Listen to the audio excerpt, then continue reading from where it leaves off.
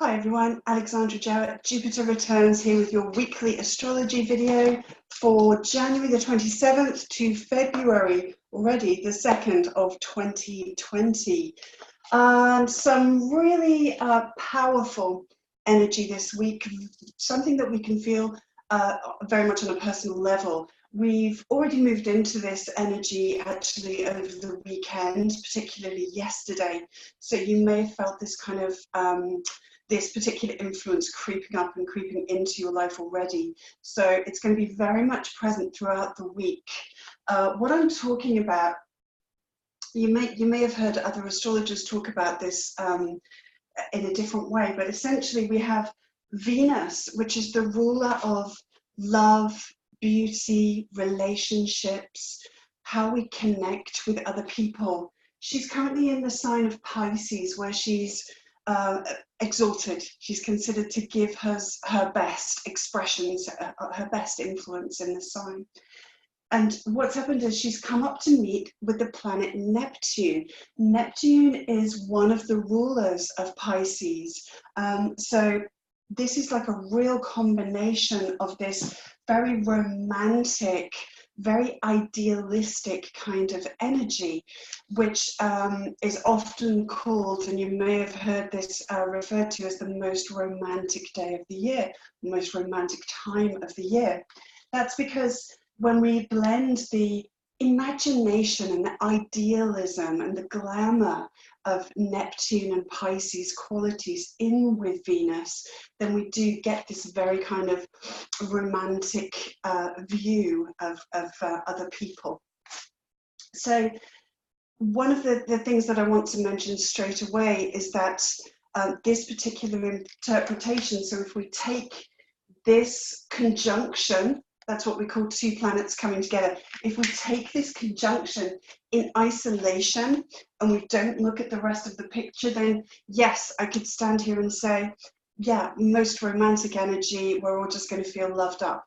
But one of the most important aspects of both of astrology and of this week, and the lessons of this week, are very much about taking a bigger picture of things, because if we can't just look at that in isolation. That's what's called cookbook astrology. So, you know, you look up in the book, what does it mean when Venus meets Neptune? Oh, it's that. And then we just focus on that aspect of our understanding of our knowledge. What we need to look at there is the whole chart, and how does this synthesize in with everything else that's playing out?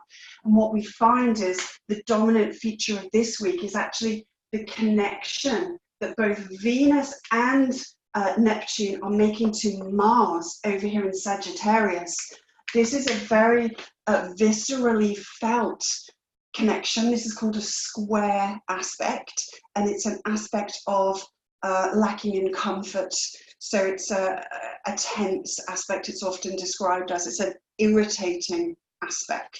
So you can see already how much that dramatically changes the idea of what we had going on when we just look at something in isolation. So hold on to that thought as we go through, and you try and, or my role really here is to help you to synthesize your own meaning from what's happening in terms of how it's playing out in your life and the connections that it's making in your own personal chart. So Sunday, we moved into this energy, and it's very much going to be present you know, throughout the week, and the moon now is also in the sign of Pisces, so that's giving even more emphasis of our emotions being pulled into this. So let's break it down then into all of the constituent ingredients, and then you can bake whatever recipe you like with those that kind of relates personally to you. So what we've got here is we've got a lot of Piscean energy. Pisces ruler Neptune, the Neptune influence in here is all about the imagination, okay? And when we're looking at a less desirable connection with other planets, it can be easier to manifest, to align with the less desirable qualities of imagination. let's just think for a minute. The word imagination begins with image, okay? So it's where an image perhaps isn't portraying everything behind the scenes. You know, take, for example, our social media presence, our Facebook timeline every day. The photographs of ourselves that we put out there are not necessarily the reality of the situation. We want to give the best impression of ourselves. So we can fall into the trap of the imagination when we're scrolling through, and perhaps another thing that's familiar with Piscean energies, sometimes becoming a victim or being in a victimhood place. It can have that kind of energy because we can think, oh gosh, everyone's so much more X than I am, or look at everyone else's lives, it all looks so wonderful. But that's not exactly a fair interpretation or realistic interpretation of perhaps what the truth is. And of course, the other ruling planet of Pisces is Jupiter, very much about truth. And this aspect over to Mars in Sagittarius. Sagittarius is also ruled by Jupiter. So we're trying to bring into this, where's the truth in this situation? How do we pull out of it what's real and what's true? The moon, of course, is waxing as well. So this is a time when we can really do some potent work with these energies. I think with the retrogrades that we've got coming up throughout the year, this week is a time when we can really do some great work for ourselves. So considering those aspects of Neptune and Pisces energy and the way that it can filter or put a specific lens, Neptune rules the lens, so it rules photography and films and Hollywood and glamour and changing how things are seen. It rules altered states of consciousness so that we can have different visions, you know. So it's all to do with how we see things and how that can be changed and distorted. So of course then, if we have a harsh aspect to Mars, that would be suggestive of potentially the lesser desirable aspects of where that can happen. So we've got Venus involved here. Venus is all about our desires. You know, what do we want? What makes us passionate? What do we really care about? You know, our love, people in our lives that we love and that we're in a close relationship with, and also money as well. Our relationship to money, our relationship to prized objects and possessions, and our resources, our personal valuable resources, our time, our energy, our emotional strength. All of these things are very much Venusian qualities. So Venus essentially in Pisces, the reason she's exalted is because Pisces is so incredibly forgiving and selfless. It can be, you know, just very over generous perhaps in terms of where it can see the good, where it can see the beauty, where it can see the love. Now, of course, the world, it could be argued, needs a heck of a lot more of that, but we do need to keep our feet on the ground. And with this much energy in Pisces, that can feel a little bit difficult to achieve. We can get carried away on this wave, the tide of feelings and emotions, and this idea, you know, there's a very kind of childlike innocence to this selfless quality of Pisces, that can just assume that everything is as it ought to be. Everything is loving and everything is light and beauty, and everyone is kind and everyone considers everyone else, and that's really naive, and that's where some of the victimhood can come in. It can make us a victim. We can be victim of our own gullibility, essentially, and naivety, particularly when there's a challenge aspect going on here.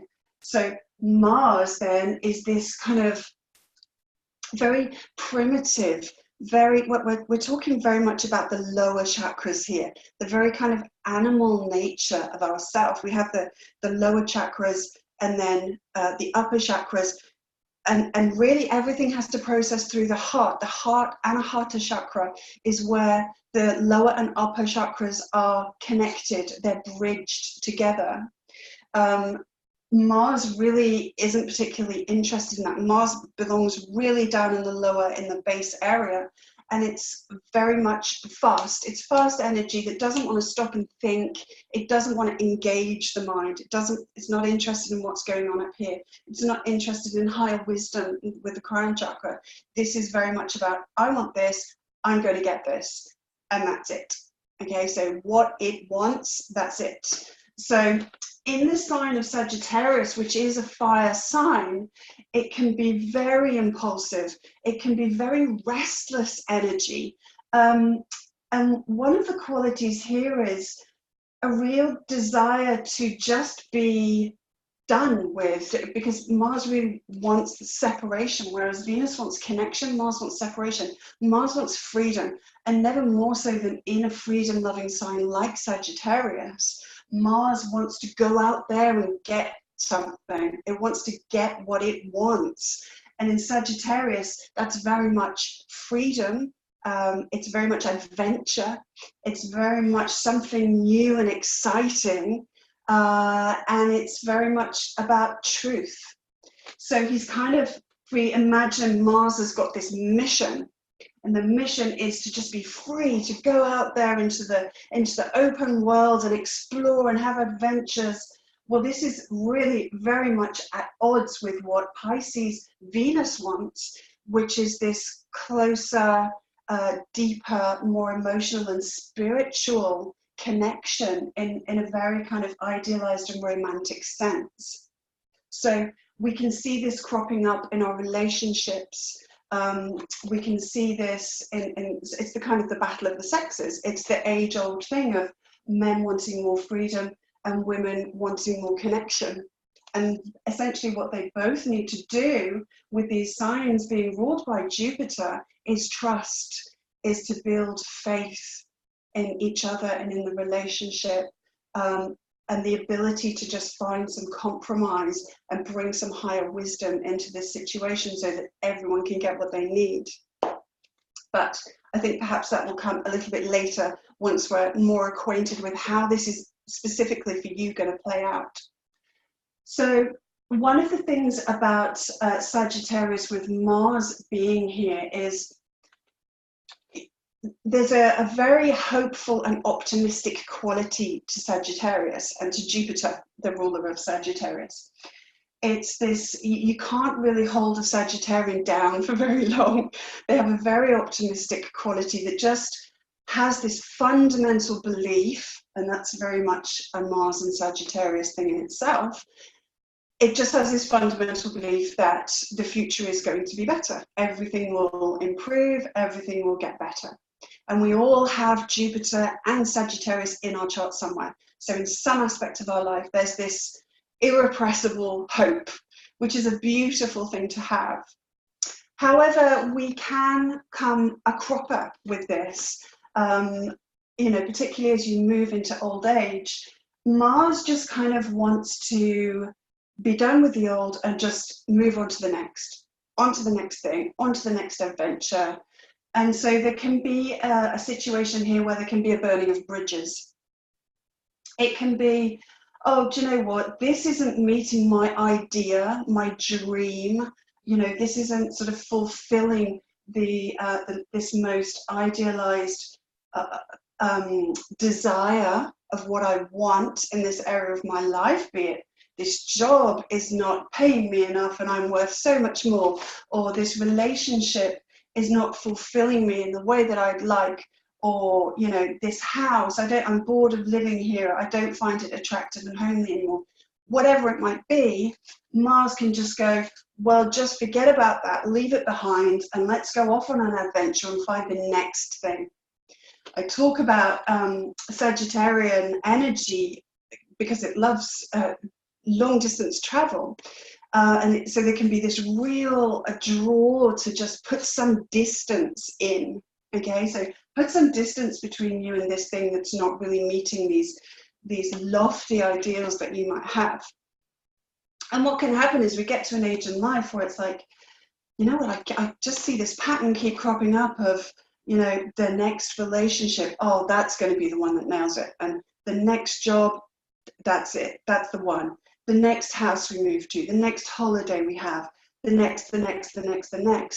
And it's this irrepressible search that just keeps going into the future and the future and the future, and just looking for the next horizon and seeing a mirage there, essentially, of something that offers, you know, something even more beautiful and even more loving and even more generous. And what you can find is that the reality doesn't match up to that dream, because the dream isn't particularly realistic anyway. And in this search for constantly wanting more that's going to make us content, that's going to give us this sense of love and care in our lives, and value, being valued in our lives, we can just be chasing a unicorn, essentially. That's exactly what I'm calling this energy. Mars in Sagittarius just believes, yep, the next thing, that's going to be the one, but it's a unicorn. It's Venus and Neptune. It's this imaginary, mythical being that's just perfect and beautiful and sparkly and all love and light, and perhaps that's not really a realistic thing. So examine where these energies are cropping up in your chart, because this is some important energy that we're going to be revisiting over the course of the year. We're going to be getting very familiar with Venus and what she loves and values, and very familiar with Mars, because both of these planets are going to be retrograding this year. So they will be closest to the Earth, and they're going to be really, really emphasizing a particular part of your chart. So if you can tap into where you might be chasing a unicorn, and I'll give you some guidance as we move through this particular session in terms of what's a different way that you can align with that energy.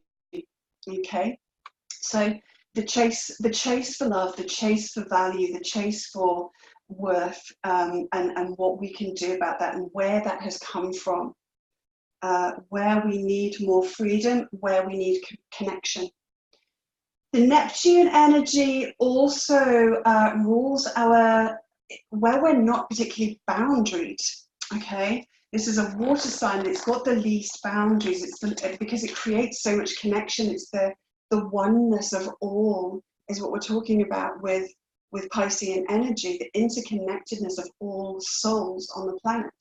So it is very unboundaried.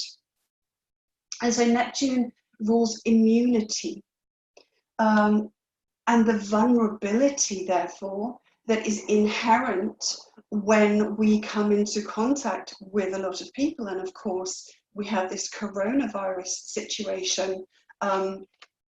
I'm not sure what the truth is of the situation. There's many people, there's lots of stories going around of, you know, it's you know, Armageddon, or it's, you know, it's all made up and it's all manipulation. And I don't think really with this energy we can entirely trust any of those things at this particular point in time.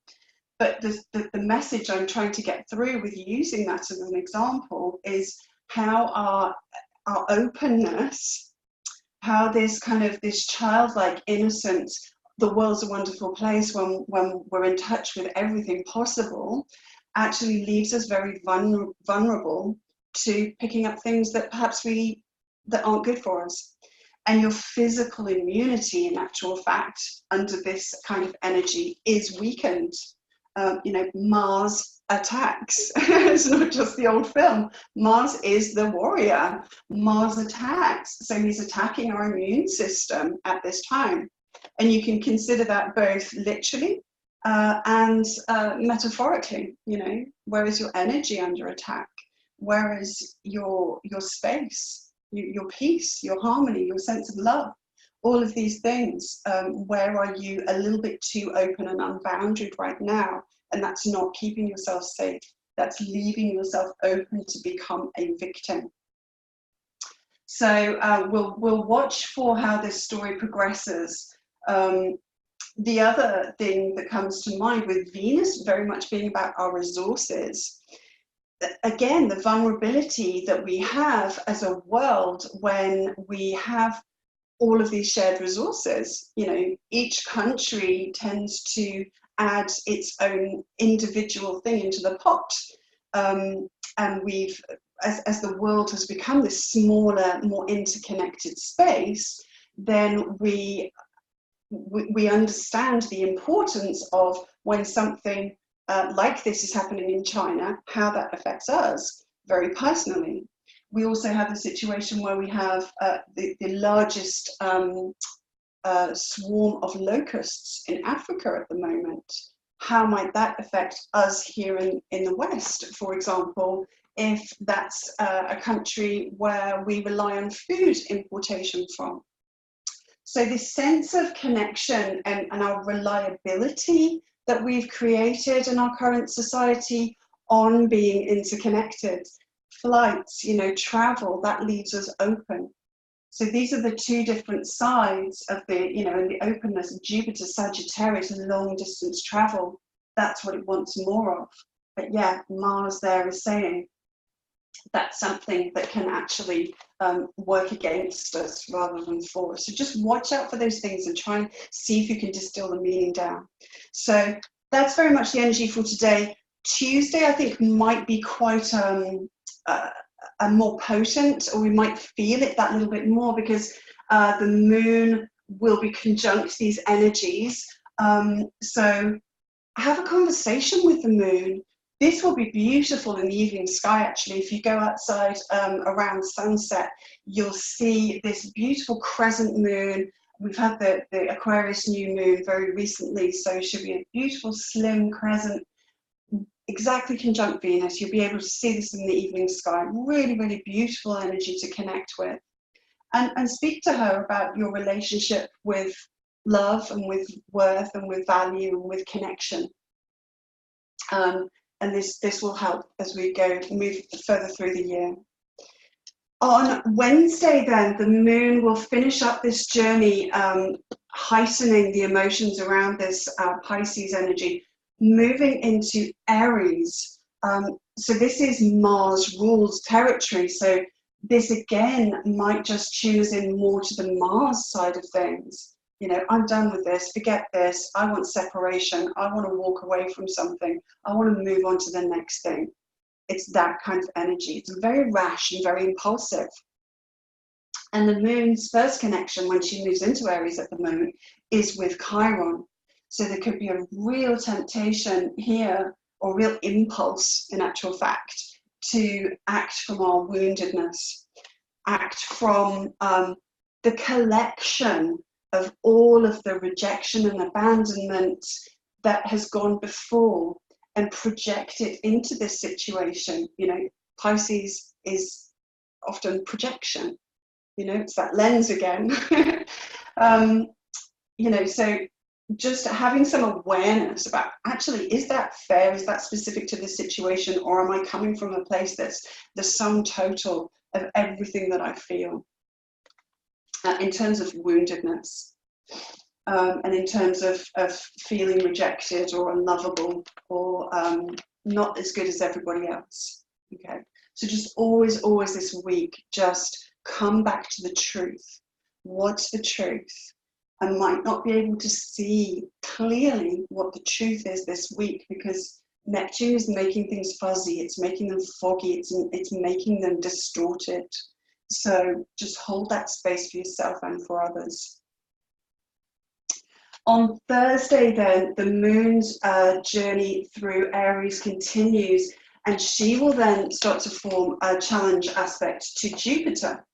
And this is really where we can start to bring a little bit more grounded Capricorn wisdom, Jupiter. This is where we can start to say, okay, hang on a second, I can see what's playing out here.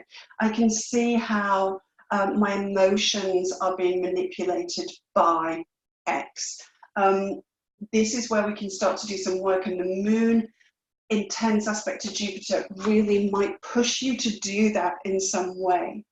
Okay, it's a provocative aspect. But Jupiter in Capricorn is very much more measured, is very much more practical, it's very much more grounded. So try and just, you know, if this is provoking you, then just try and capture that grounded wisdom, circumspection, very much so. What really is the truth? And is this time, another Capricorn thing, is this time really a good time to be establishing what the truth is in the situation? Is this the best time to be making a judgment? You know, Jupiter's all about judgment. So just have that question in your mind. Then Friday, we have the moon moving in as she moves further through Aries, squaring the Saturn-Pluto conjunction that we had on the 12th of January. So this, I think, speaks to creating the new structure of how we're going to do things. These guys coming together, as you'll recall, is all about kind of separating and disintegrating the current structure so that we can put it back together in a better way, in a way that's more likely to serve our needs as we move into the future. And we've had this wonderful new moon in Aquarius with this, you know, amazing kind of out there ability to come up with very, very original and exciting ideas. So we've still got some of that energy as we move through this lunar cycle, as the moon is waxing and she's growing and she's trying to help us to bring these things into being, to manifest them. So what broke apart? What part of the system or the current old structure, the power structure, broke apart for you? And how does the situation that we find ourselves in this week relate to that? It's a piece of what we're going to decide we want the new structure to look like. If you left a job, well, okay, why? What is it that we're looking for? What is it that we want that's more in alignment with what's about the truth of us and what's actually going to be supportive of us as we move forwards for a long time, you know, not something fleeting. So we're really trying to build something that just really carries through integrity, that's going to endure and be really, really supportive and something reliable. So work with that energy if you can. This, where Saturn and Pluto conjunct actually is going to be activated by Jupiter. When Jupiter moves closer, there'll be the conjunction, but Jupiter's actually going to retrograde also this year over this part of the sky. So everything that was going on then, all the work that we're now doing with Jupiter in terms of understanding our truth and understanding what our beliefs are, that's really going to play into this new structure that we're creating, because it's going to be going over this area 3 times with the retrograde. So important work, really important to be doing the work with Jupiter at the moment, going to be a big feature of this year. And then as we move closer to the end of the year, Jupiter is going to create a new cycle with Saturn as well. So really important to get in touch with Jupiter at this time. As we move into the weekend then, the moon is actually going to be moving into Taurus. So this is a nice placement for the moon to be, because it brings this lovely stabilizing quality to the moon.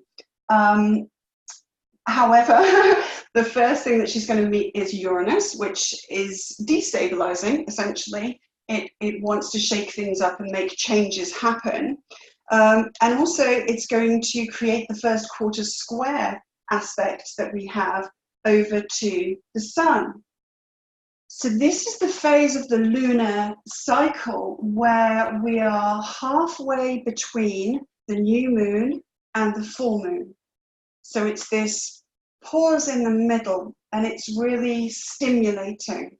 It's very provocative, because it sometimes will throw us a challenge. You know, you may have set an intention with a new moon. You have your heart set on, I really want to bring this into being.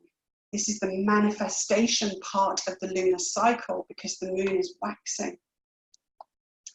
And this can bring us a hurdle. It can say, okay, how much do you really want that? How much are you willing to invest? Taurus rules investments. How much work are you willing to do in order to make that happen and bring that into being? So we can often get a hurdle that we have to jump over or a challenge in some way.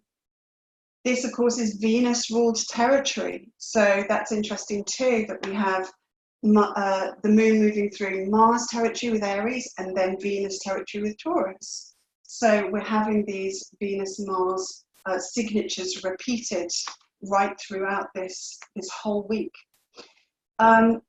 So watch out for that challenge, and it's a time to question, you know, is this really right for me? Is this really what I want? And if so, realign yourself, you know, dig deep, and just be absolute, you know, this is Taurus, this is the bull, like it's a fixed sign. He doesn't want to be moved. So it's like, be unshakable, be like the bull, be solid in your integrity and what it is that you're trying to bring about. So that's really the focus for all of this week. It's a longer story this week. It's less changeable. There's like a theme that runs through the whole week. And really, I think what it's going to boil down to as we come into the close of the week next week is really trying to bring in the essence of Jupiter, because it's the ruler of both Mars and the ruler of Venus and Neptune there as well. So it's asking yourself, what's my relationship to truth? We all develop meanings. And Mars, you know, this is very instinctual, this is very survival, very animalistic stuff that's created at a very, very young age. This isn't wise energy. This is, I have to eat to survive, I need to go and hunt something.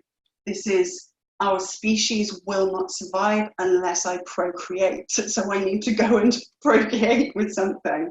Okay, essentially Mars wants to fight and fornicate. So it's these very base instincts. So we can react from our beliefs, Sagittarius, the meanings that we've given to things. And this can be very fundamental kind of energy. This can be, you know, taking our religious beliefs, stereotypes about different cultures, all of these things, and essentially weaponizing them. We can see things not as they are, and so we could fall victim here to possessiveness, to jealousy, to accusations of wrongdoings that just were imaginations. So meaning and beliefs are something that we really need to sort of do some work with. Where did they come from? You know, if this is stuff that goes really far back in our nature, way before this particular lifetime, we have to catch ourselves and say, you know, am I this base caveman kind of person now? Or do I not really want to become a victim to those kinds of instincts? Can I employ a little bit more wisdom? How were your beliefs created? You know, Mars and Venus are the, you know, the sperm and the egg, essentially. This is creative energy. The female and the male coming together gives creation to things. So this provocative aspect is saying, well, where did this come from? Where did this notion, this belief, this meaning structure that I'm defending with all my might, where did it actually come from? Is it mine? And was Jupiter actually involved in that process in any way? With every single planet, there is a range of, a huge range of potentialities of the kinds of influences it can have. There are desirable ones and there are less desirable ones with every single planet. So did these meanings and beliefs that we might have, did they come from the more desirable side of Jupiter? Okay, Or did it come from the less desirable side of Jupiter, which is this unicorn chasing that I talked about earlier? I'll just give up on this thing and chase the next thing. Oh, that hasn't turned out to be a unicorn, so onwards and on to the next thing. Because what happens with that is we're just forever, they call Sagittarius the truth seeker, but you know, it can just be caught up in this constant search, this constant revolution of moving into the next thing, the next thing, the next thing. And there's never any contentment there with that. That's really sad. That's the downside of the optimism and the hope that it has. It's the kind of energy that just says, I just want to be free, I need to adventure and explore. But you know, it's never been easier with the interconnectedness of our travel systems. It's never been easier to get on a plane and go to all these far-flung, exotic places and be absorbed in different cultures. But you know what? That's pretty easy to do. If you're for example, you can go on dating apps and this kind of thing, and it just seems like everyone just wants to put forward a quality of, I've been here, I've been there, I've been to this place, I've done that. All of these experiences and travel adventures that they've had, but that's kind of only half the process. Like, that's really easy, anyone can do that. What about the microcosmic journeys? How far have you gone with that? You know, jumping on a plane is relatively easy these days. Anyone can do it. But that experience that Sagittarian energy really wants, it wants to learn through first-hand experience. It doesn't want to just read something in a book and say, oh yeah, that's the truth. It wants to actually go out there and have that experience. What do you then do with that experience? How do you then move it into the inner journey and the inner adventure and inner explorations, and come to your own truth? So it's self-inquiry. Have your meanings, have your beliefs been founded on your own first-hand experiences, or are they an idea that has been put there by an outside influence? Because this stuff is influence. What we see on the TV, what we see on social media, it's all, everything that's projected onto the screen of our lives. So some thoughts there for you. I really hope that's helpful. I do think it's a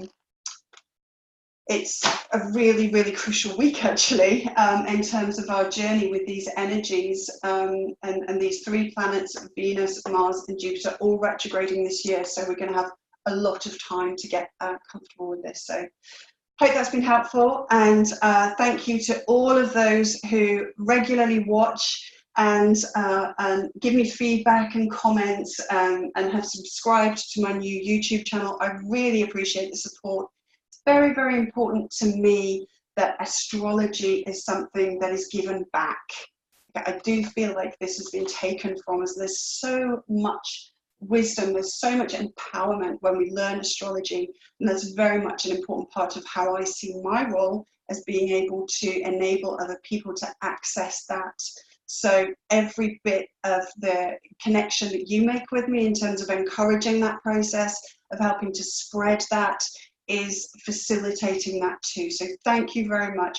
Thanks for watching. Have a beautiful week and lots of love.